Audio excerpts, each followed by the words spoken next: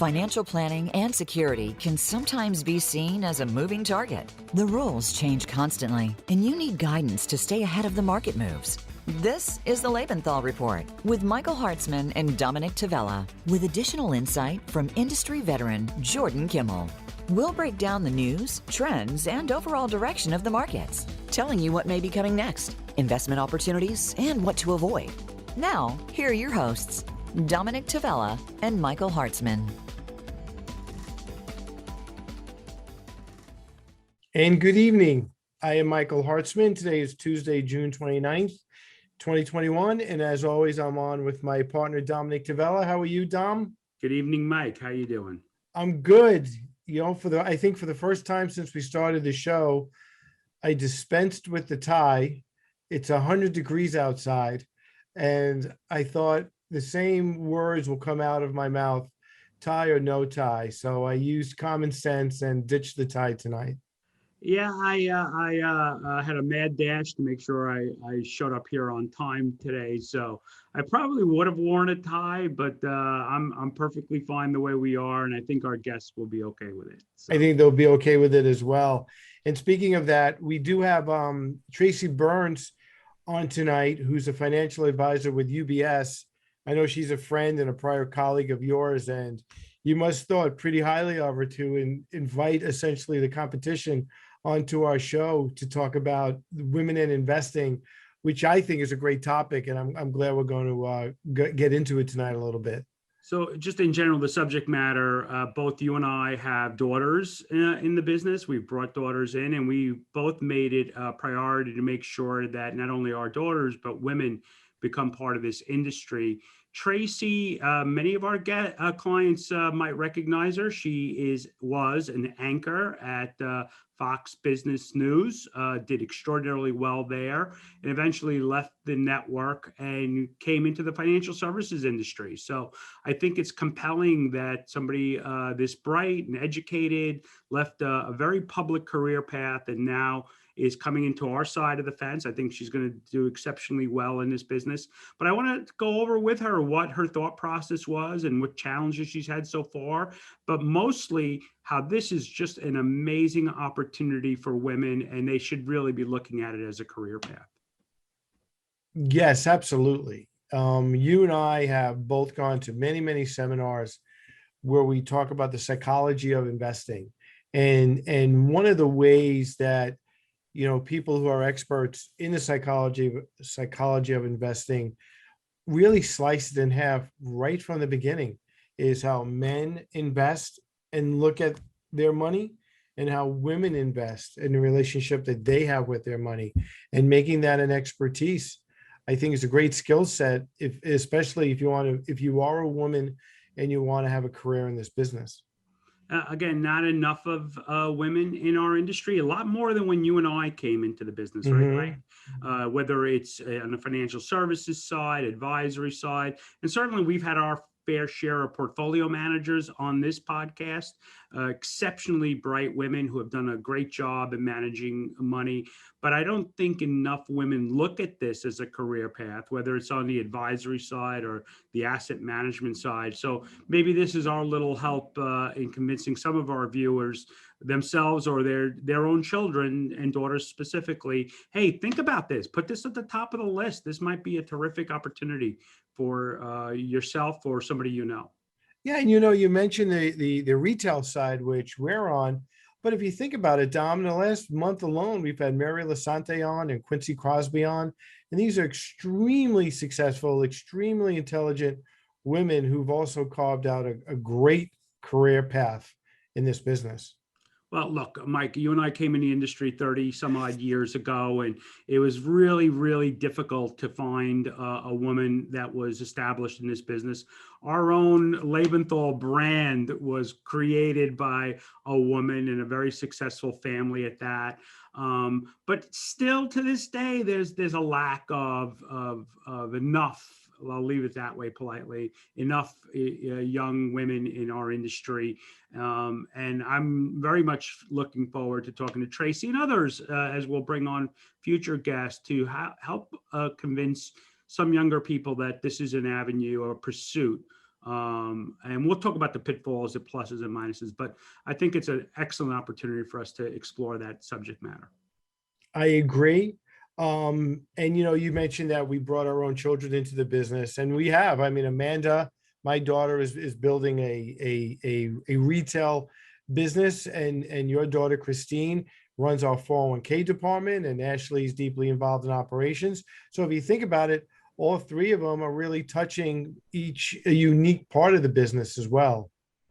And again, we all hope to expand on that thought, but part of this is having the right mentors that these young people can look at and say, you know what, that's the career path I like, and that's an avenue that I choose to pursue. So having Tracy, I think, will help us in that regard, and then hopefully future mentors down the road.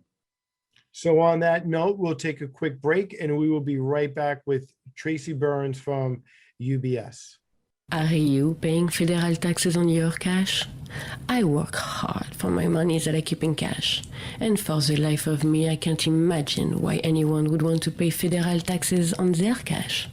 That's why I keep my cash in the Lebenthal Ultra Short Tax-Free Income Fund, symbol LETAX, LETAX. Rates on cash are already so low, why pay federal taxes on the interest your cash earns? Remember, it's not what you earn, it's what you keep. The Lebenthal Ultra Short Tax-Free Income Fund, LETAX, may help you earn more on the cash you've worked hard for and keep more after-tax dollars in your pocket. Find out more about the fund by speaking with a Lebenthal Global Advisors Private Wealth Advisor or its sponsor at dcmadvisors.com. For your hard-earned cash, why pay the tax when there's the tax? Lebenthal Ultra Short Tax-Free Income Fund. It's not what you make, it's what you keep. Before investing, you should carefully consider the fund's investment objectives, risks, charges, and expenses. This and other information is in the prospectus, a copy of which may be obtained by calling 800-441-7031. Please read the prospectus carefully before you invest. Investing involves risk, including loss of principal. There is no guarantee that this or any investing strategy will be successful. An investor should consider the investment objectives, risks, charges, and expenses of the fund carefully before investing. The fund is distributed by Ultimus Fund Distributors, LLC, member FINRA. The fund may invest in municipal securities, the interest on which may be subject to federal alternative minimum tax. After the fund buys a security, the IRS may determine that a bond issued as tax-exempt should in fact be taxable. There is no affiliation between DCM Advisors, LLC and Ultimus Fund Distributors, LLC. DCM Advisors and Ultimus Fund Distributors are not affiliated with Lebenthal Financial Services, Inc. or Lebenthal Global Advisors, LLC. All right, I'm Michael Hartzman, back with Dominick Tavella and our guest this evening, Tracy Byrnes. Tracy, how are you? I'm terrific. Thanks for having me. You're quite Great welcome. seeing you again, Tracy. Yeah, you too, Dom. So Tracy, as Dominick said earlier, we've both been doing this a long time. And one of the earliest lessons I ever received from a woman investor is I went to her house one evening to meet her and her husband. And I immediately, whatever I brought to show them, I immediately took two of everything out of my briefcase. And the woman, who's still a client to this day, said to me, you realized if you just brought something out to show my husband, I would have kicked you out of here. Bravo to her. Bravo to her. Exactly. That's a rarity. And I remind her of that all the time. And she said to me, you know, I love you now, but I meant it then. So my question for you, because I know you joined UBS because they're, I don't want to use the word training, but they're giving you that emphasis about women and investing. So just kind of share with us, you know, what is that psychology about, and how is that different than just becoming a retail financial advisor? So as Dom mentioned, we've known each other for years because I was an anchor reporter for Fox Business. And one of the things I realized as I was interviewing all these rock star women on Wall Street, female entrepreneurs, they would all say the same thing. I don't want to keep giving my money to, with all due respect, right, to an older white guy. And so there was no one to talk to for them. Not to mention, I think, and you touched on this, I think women think about money a little differently, and the conversation was not changing for them. So that was always in the back of my head. And when my time was done in media, because it was done. I was done. This was a logical transition for me. I spent my days talking about the markets and personal finance, and instead of being a bobblehead who just, not that they're all bobbleheads, but instead of just being a sound bite, I wanted to actually do something to make a difference. And Dominick was really one of the first people I called about it and said, I'm thinking of doing this. I feel like there's a need. Am I crazy? And he confirmed everything that I was thinking. Tracy, so you alluded to it, and Mike as well. We're big fans of bringing women into our industry. And I think this, even to this day, and you'd think in today's modern age, this would not be an issue, but it seems that men have a hard time speaking to women about money. And whether it's they're sitting there with their husbands or they're a widow, as we've experienced many times, you have to treat women differently than men, starting with respect, right? But speak their language. I think that's still a problem. I think there are entire courses on how to do it properly, which I think is absurd that somebody has to teach you. But tell me how you deal with it. How you deal with it differently or properly when you're addressing women and their money and their investing. I think so. We've done a ton of research on it, but so that's why, Michael, I joined UBS. I was intrigued by all the work they had done to educate women financially about everything. And because look, 8 in 10 women, as we found, will be alone later in life. 8 in 10, and that could be because they chose to be single, but it's also death, divorce. And like 98% of those women said, dang it, I wish I did not wait till now to learn. I think women consistently abdicate to their spouse or partner because, right, you're young, you could see how it happens. You have kids. So those early years, you just get married, there's little ones running around. She's trying to hold a job down and make sure that, little Johnny's got lunch and milk money and that their daughter has a ride to dance, and there's all these things going on. And finally she just says, you know what, do something. Take something off my plate. And it's oftentimes long-term investing. So it's handed off. One of the things, though, that I always say is, as a female entrepreneur, when you delegate, you send people on their way, you give them a job to do, and then you hold like a meeting and you all come back to some table, maybe with a glass of wine, and you all report on what you've been doing. Women don't do that at home. That's what we need to start doing more of. It's okay to delegate. You can't do everything. But you need to, at some point, once a month, once a week, come together to say to your partner, okay, what did you do this week? Did you put money in the 529? Do we have a 401k? What is in it? Like, where are the passwords? That is the biggest thing I see. Women don't even ask what the username and passwords are. So, Dom knows I'm Italian. God forbid somebody gets hit by a bus. How do you log on to these accounts?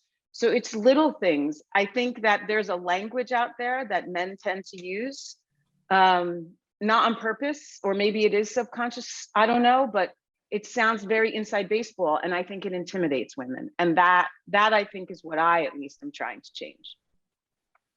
So when you do that, are you focusing on those recent divorcees or widows? Because, the way you describe it, the tables are now turned, because you may be sitting at a table with a guy who's saying now, why she's a woman, what does she know? And then there is that. There's also this notion that the transfer of wealth over the next 10 years is like $20 trillion, and it's all going into the hands of women. So someone has to learn how to talk to them. I tell this story, Dom will appreciate this. I reported on the floor of the New York Stock Exchange very early in my career. I could read financial statements 6 ways till Tuesday, but I didn't have a clue about what was going on the floor. And I asked someone what was happening with the transports, and he said they were unch. And I said, I'm sorry, I can't have lunch with you today. Do you know where the transports are? Right over my head. But I feel like he did it on purpose to make me look stupid. And so I had to go back and say, I'm sorry. So I completely embarrassed myself. And I feel like it was sort of on purpose, because they didn't want you in the club yet. And I think women feel that way about a lot of things. And so that's what we need to change. So how are we taking care of the kids? That's their first question. That's their first concern. How are we taking care of aging relatives? They really don't care where Microsoft traded today, right? Now, I'm not sure many people do, but they care. They want to know, oh, am I going to be okay? Can I take care of the next generation? Can I pursue my philanthropic interests? I think those are like the bigger pictures that women want to address these days. So Tracy, just to make sure our clients aren't Googling unch, why It don't means you, unchanged, thank you. unchanged. And that's what I still hear it on, the business networks. The Dow is unch, and but who talks like that? No But they one. do. They But they do. So Tracy, and I call it a dirty little secret, but we, and I'll speak for Mike. We insist on meeting with both spouses, right? We just think of that's part of the process, and both need education, even if one of them thinks they don't. But I find that today, just as often as not, the wife will be the decision maker in the money side, right? Because each one has a different skill set. And I can't tell you how many times I've sat down with a couple and the husband goes, it's not really my thing. I just like to go to work. I do my thing. And she handles it all. And I don't have to worry about it. So this idea that as a man that you're not going to speak to both parties or in some way disrespect the woman, you're missing out on half the market share out there. And yet it still happens every day. So do you encounter that as well, where the woman is the decision maker? For sure. But, and I have to say, this is not all on men. We can't just blame men. Our updated research shows that men actually want women to come to the table. Many women just say, I don't want to deal with it. And it's not because they're not smart. It's just because they don't want to deal with it. They're dealing with other things. So yes, I see, but both parties still have to come to the table. I get that sometimes there's men who just don't want to deal. I have a client couple. He's a chef. He's like, I got the kitchen. She takes care of the finances. That's totally cool. But she could, God forbid, get hit by a bus someday. And then what are you going to do? It's like, so everyone needs to talk about this. I've often said, go on a money date, even though that sounds really not sexy, but just like have, one glass of wine and just talk about something, and then don't talk about money for the rest of the night. But start talking, both parties. And that goes for, as you know, kids to elderly parents too. We have to talk. Otherwise, everyone's in the dark at that God forbid moment.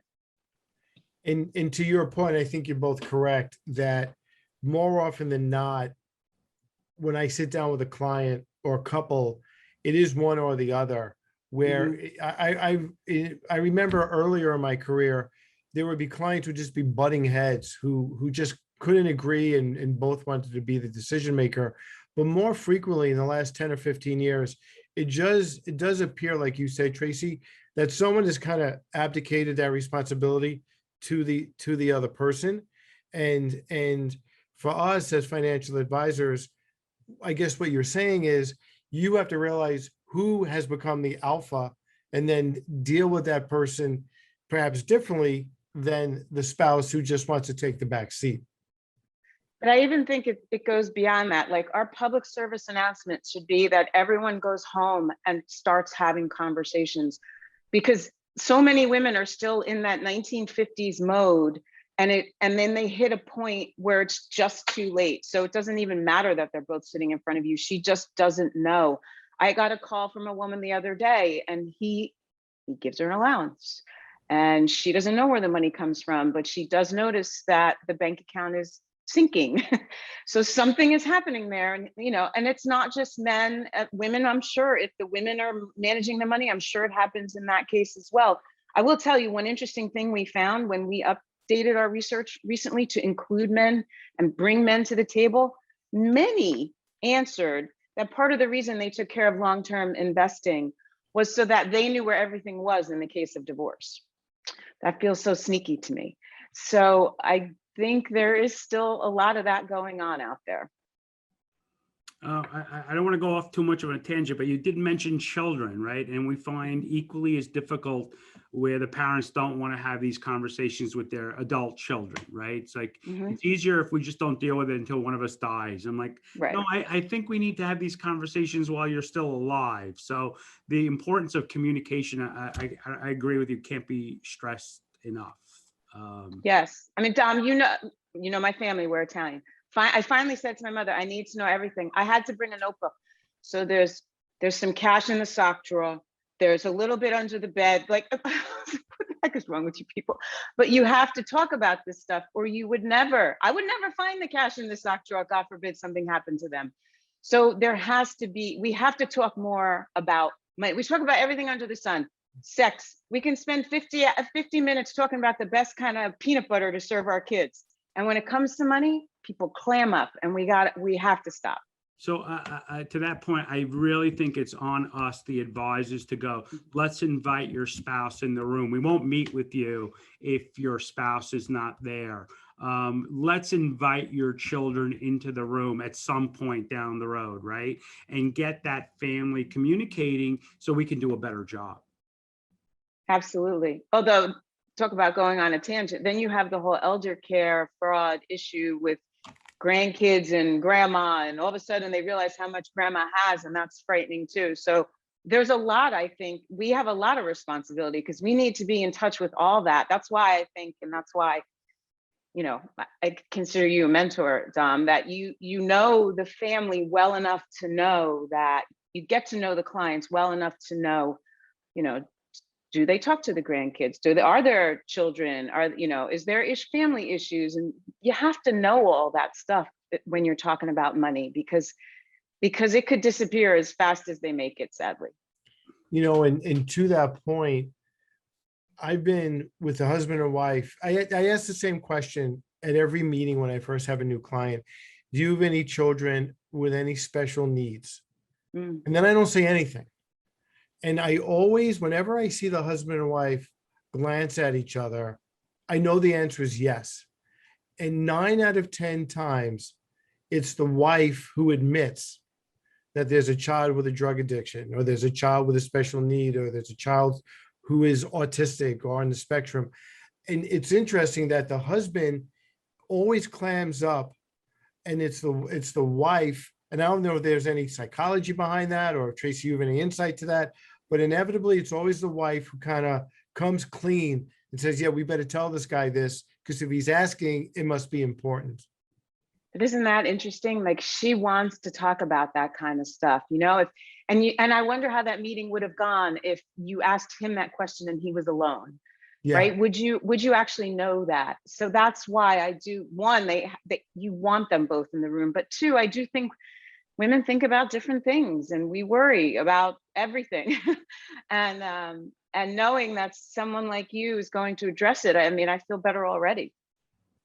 Thank you. So Tracy, listen, you've known me for a while, but I can tell you Mike is particularly good at that as well. But I think women in general are a little bit more sensitive to these kinds of issues and more in planning as opposed to sales. So talk about the opportunities for women in this business. Talk to what's going on with you. And I know the first 3 years are tough, right? But talk to us about what the opportunities are for women coming into this business. Yeah, I love the holistic financial planning side of it. And I think a lot of women like to see a plan, like, this is what I have today, and if we do X, Y, and Z, this is what we'll have. And I think they love that.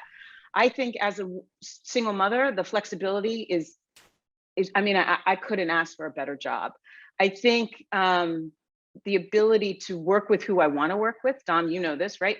You pick, you choose. I say, you know, that's from Pretty Woman, right? We say who, we say when. And so I think that's really important too. I'm not forced to work with anyone.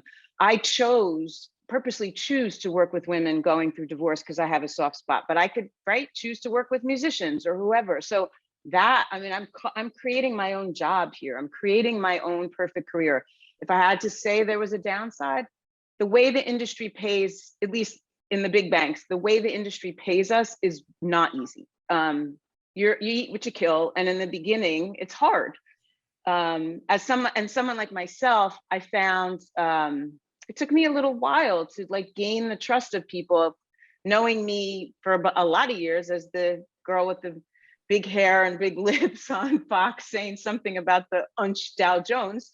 Now all of a sudden you need to truly get to know me better and know that I want to help you, and I want to make your life better, and I want you to have financial freedom, because that's the only way we'll all have true freedom and equality, is if financially you just understand what's happening. So So the story is beautiful to me. And I think the opportunity for women is just ripe. I mean, again, when you have all this money coming into the hands of women over the next 10 years, many of them are going to want to talk to women about that. And do you think, and do you think that, you know, as you evolve into the business, that you'll be able to attract other women into the business as well? I mean, is that kind of UBS's hope, that you, amongst others, are trailblazers to even recruit others, even if you're not doing it intentionally?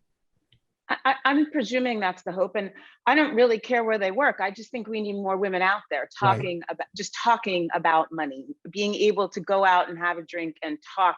You know, they say all the time, women never ask each other how much they make. Never.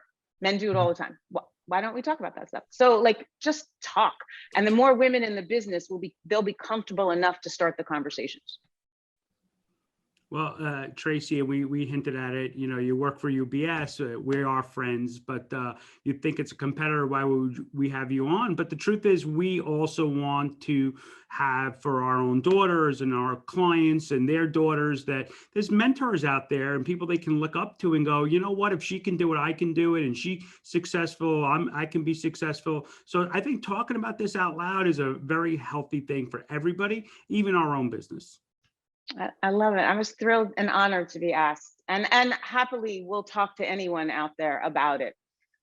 Because again, it doesn't matter where you work. We just need more women being able to open up and feel comfortable about it.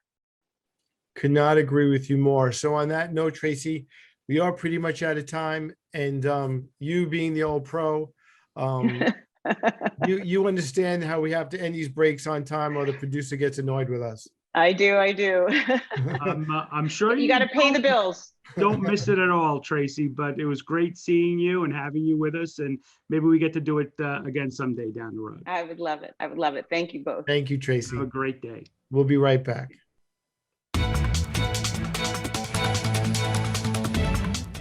When you're thinking about where to park your cash, for over 30 years in the business, I've been a fan of funds like the Lebenthal Ultra Short Tax-Free Income Fund. It's managed for cash and designed so the interest income you receive is free from federal taxes. And who doesn't love paying less taxes? Mike, generating interest that's free from federal taxes is appealing. But I've been in this business for a long time, and people love the potential for more income on their hard-earned cash. Sorry, Dom. But the beauty of the fund is paying less taxes on cash. No, my friend, it's the potential for more income. Less taxes. More income. Less taxes. More income. Less for taxes. your cash. Ask your advisor about the Lebenthal Ultra Short Tax-Free Income Fund. Less taxes. Or find out more at dcmadvisors.com. Well, Dom, one thing I know we agree on, it's not what you earn. It's what you keep. Lebenthal Ultra Short Tax-Free Income Fund. Symbol LETAX. LETAX. Before investing, you should carefully consider the fund's investment objectives, risks, charges, and expenses. This and other information is in the prospectus, a copy of which may be obtained by calling 800-441-7031. Please read the prospectus carefully before you invest. Investing involves risk, including loss of principal. There is no guarantee that this or any investing strategy will be successful. An investor should consider the investment objectives, risks, charges, and expenses of the fund carefully before investing. The fund is distributed by Ultimus Fund Distributors, LLC, member FINRA. The fund may invest in municipal securities, the interest on which may be subject to federal alternative minimum tax. After the fund buys a security, the IRS may determine that a bond issued as tax-exempt should in fact be taxable. There is no affiliation between DCM Advisors, LLC and Ultimus Fund Distributors, LLC. DCM Advisors and Ultimus Fund Distributors are not affiliated with Lebenthal Financial Services, Inc. or Lebenthal Global Advisors, LLC. And welcome back, everybody, to the Lebenthal Report. I'm Jordan Kimmel, Chief Equity Strategist and Portfolio Manager. And for this segment, I want to step away from the stock market for a minute, get a little bit into real estate. Let's welcome on Jeff Sica, founder from Circle Square Investments. And Jeff, thanks so much for joining us. Thanks, Jordan. Appreciate having me on. Well, it's really important, Jeff. A couple of years ago, we met and you invited me to one of your newer facilities and we got to know each other. We're basically neighbors here in North Central Jersey. But you have a lot of experience, Jeff, in in not only real estate, but also in wealth management. So maybe just take a minute, introduce what Circle Square Investments is about. And I want to get into the connectedness of real estate and the stock market and liquidity. Sure. Thank you, Jordan. I appreciate being on this. This is great. I mean, you're one of those people that I truly respect and listen to and pay close attention to. You know your stuff. And, I'm very grateful to have the friendship that I have with you. So it's great to be here. As far as Circle Squared, I mean, Circle Squared Alternative Investments really came out of an idea that we had back in 2003. Basically, my brother and I had started my family office in 2003, and we did a lot of real estate, and we had this love for real estate. And during that time, I was in wealth management. And one of the reasons why we created Circle Squared was we found that a lot of the investors that I was dealing with in wealth management were not they were not able to access deals the way some sophisticated investors were able to access deals. So we looked at it as, from our perspective, it's that we want to build a bridge from the high net worth family office to direct real estate, because most people were investing in real estate through REITs, or they were speculating, they were going out and buying property on their own, or they were becoming quasi developers and getting themselves in trouble. Right. And we just said, you know what? There's professionals out there that are in the real estate business, that are developing real estate, and there's investors that want to access that. We don't look to replace. I don't look at it, and that's why we work well together. Is I don't look at it as, you should be in just real estate and not in the stock market. I look at it as we're just the sleeve. We are the real estate sleeve. As far as I'm concerned, I know something about the stock market. I've been doing wealth management for a lot of years, but I don't tread on that territory. We focus on the real estate sleeve. We build that bridge. We partner with great developers, and we bring equity to projects. So we've done, right now, Circle Squared has done over 3,000 apartment units. As you know, we own 3 hotels, a couple million square feet of industrial, and we've successfully built that bridge. We try to educate people. And when we work with advisors, we don't look at it. We look at it as, how does this diversify you? How does this protect you? What are we doing that's different than the other things that you're doing? Right. And so look, it's a great introduction. And in fairness, Jeff, I mentioned at Lebenthal, we don't really do any direct real estate. It's really done through it's equities, it's mutual funds, it's ETFs. But you know what? When you look at the high net worth environment, almost everybody owns, if they're in real estate, they still have a third or 40% in the stock market. And if they're stock market investors, they want to invest and diversify into real estate. But what I want to get into here is that, this old thing, they don't make any more real estate, and real estate always goes up. But there are cycles, and there are liquidity cycles. And people get very hurt in real estate, and if they don't really have the experience. So maybe talk about the experience of liquidity. We've just been through an incredible year. Right when you built the beautiful hotel I was at. Share the experience, the liquidity, and kind of where things feel to you right now, both in New Jersey and in real estate in general. I'm glad you brought up the hotel. I mean, I've been kind of, the hotel, my dream at one point was to be in the hotel business. And I remember in the midst of COVID, everything shut down. And I remember my brother and I went over to the hotel, and we had to shut the hotel. This massive 10-story, we won the Condé Nast Travel Award. We were, we put our heart and soul into it. We had to close it down. Wow. And I remember my brother, we went up to the top of the elevator, to the rooftop, and my brother said, remember when you said it was your dream to be in the hotel business? And I said, yeah. And he said, well, it's my dream to be out of the hotel business. Be careful what you wish for. Huh? Yeah. So, I mean, liquidity is important. I mean, I think when it comes down to it, the one thing that real estate investors have to realize is that there is not a lot of, there's very little liquidity in real estate. And when when you have levels of speculation, and I'm not saying, I mean, I know some people who've speculated on real estate and have done really well, but if you don't have the right partners, if you don't understand, for example, when you go into a real estate deal, you're not touching that money for at least 3 or 5 years, and for the most part.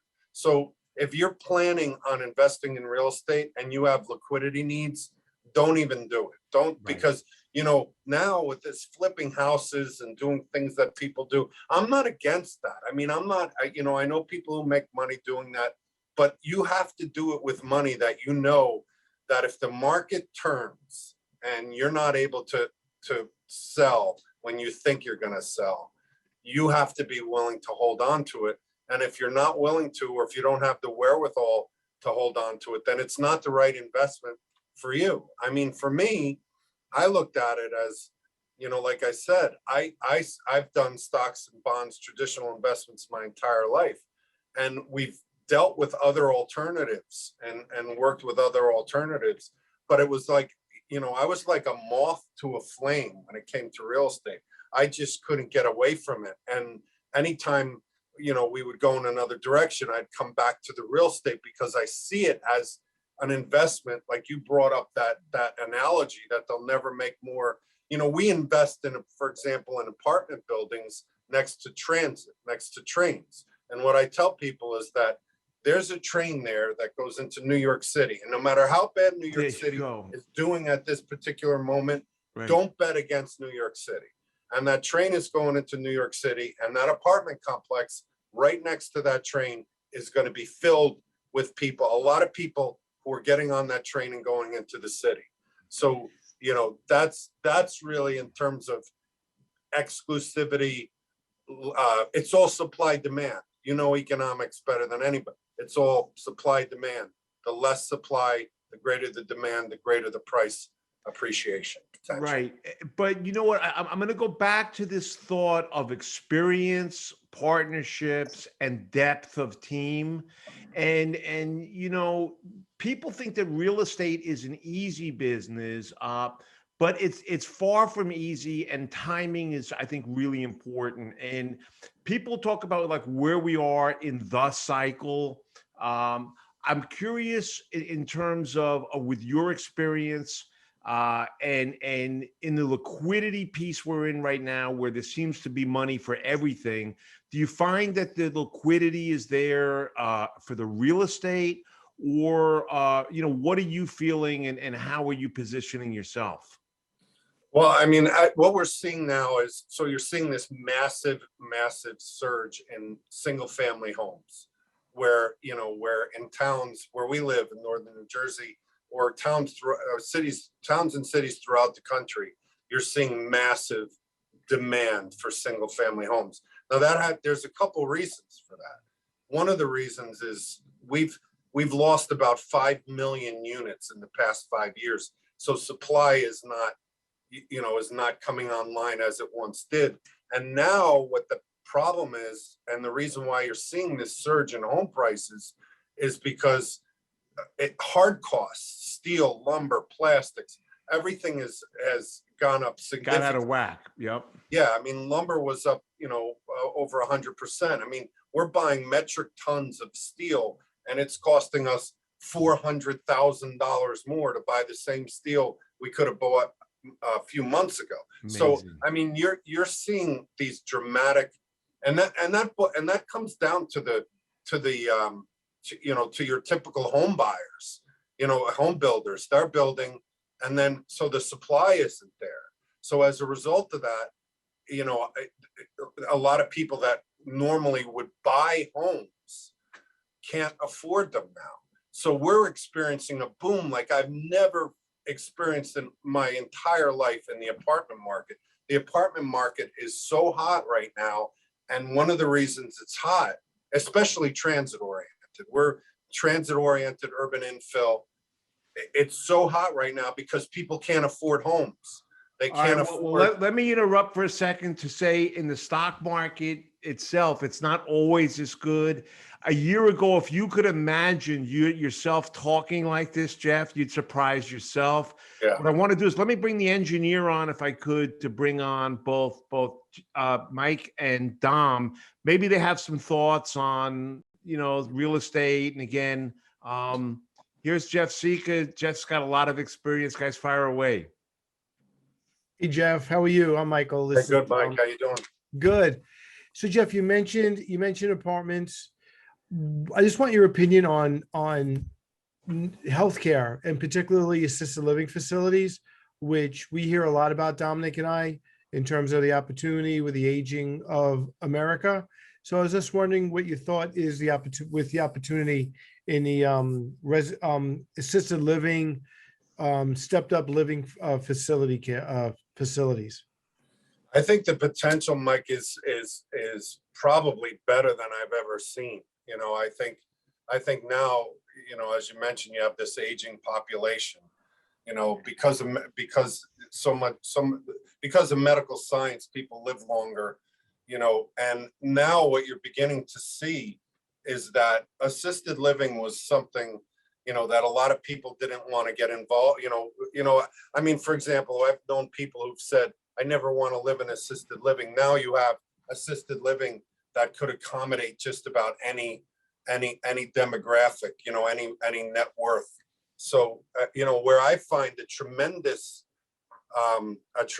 opportunity is not necessarily assisted living. Assisted living is tied in to the medical care. A lot of times the medical care could get choppy, but I like the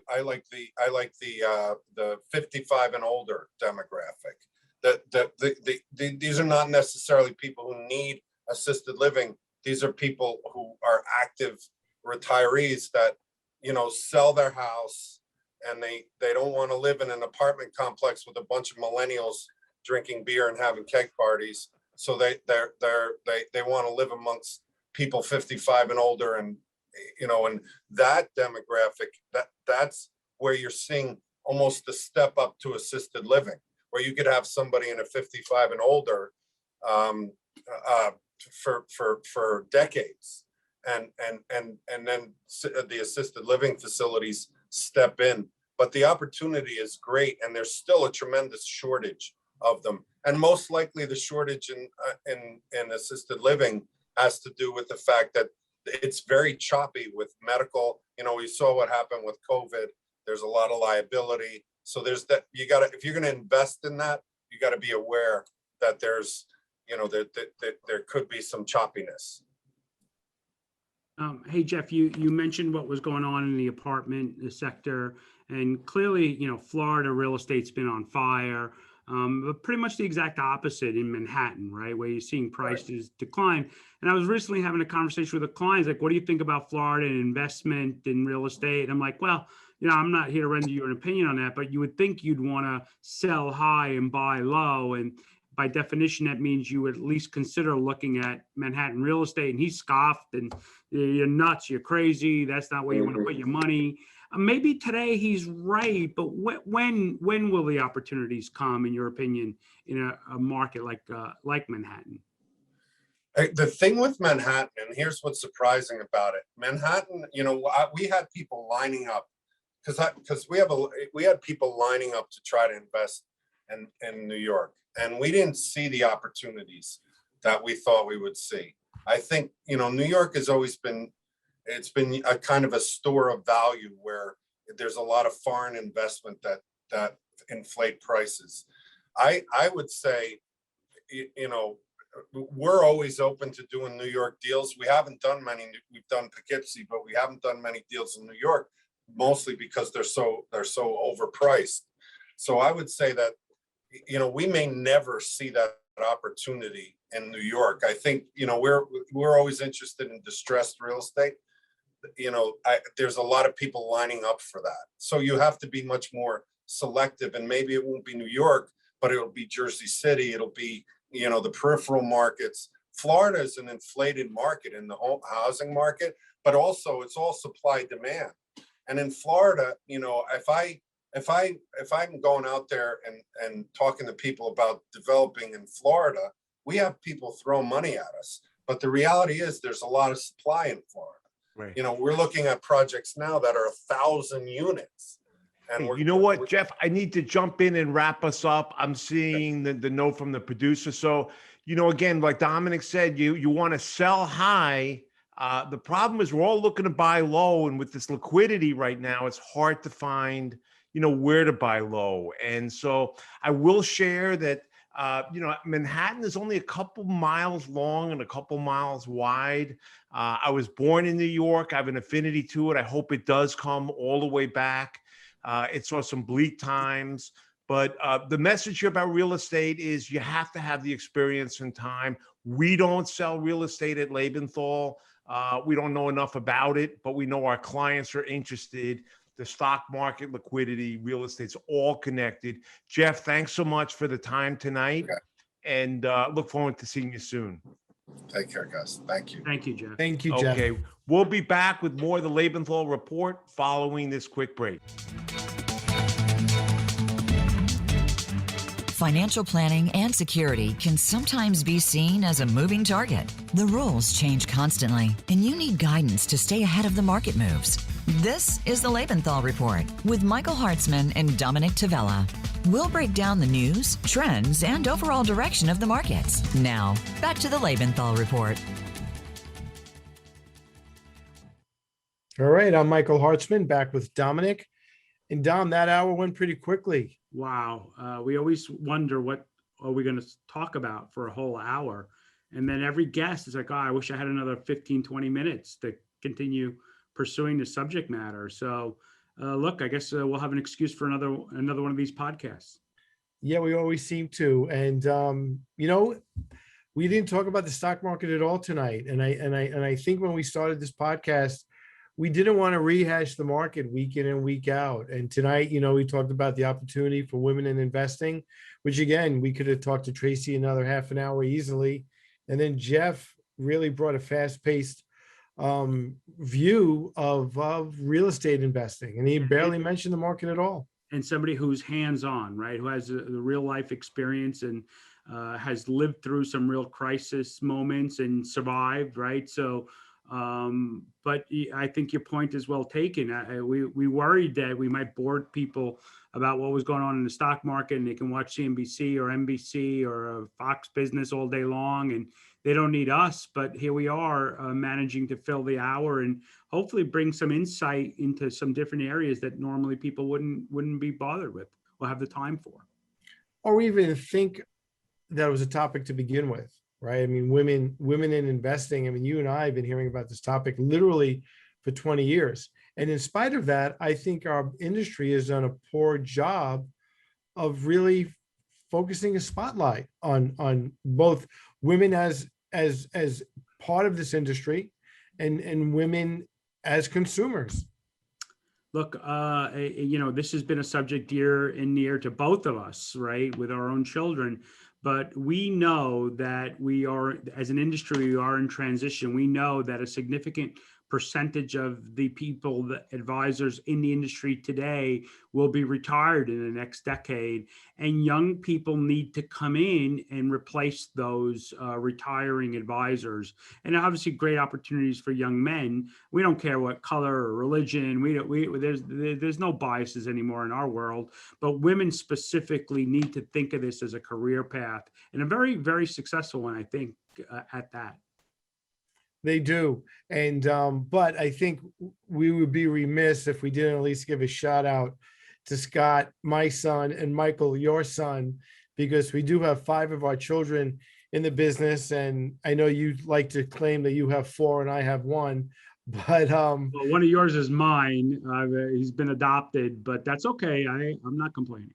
Exactly. But we have to give all 5 of them kudos for realizing that there is a tremendous opportunity, just to switch gears away from women specifically, there's a tremendous opportunity for young people in this business, because as Tracy said, I think she said $22 trillion is about to change hands.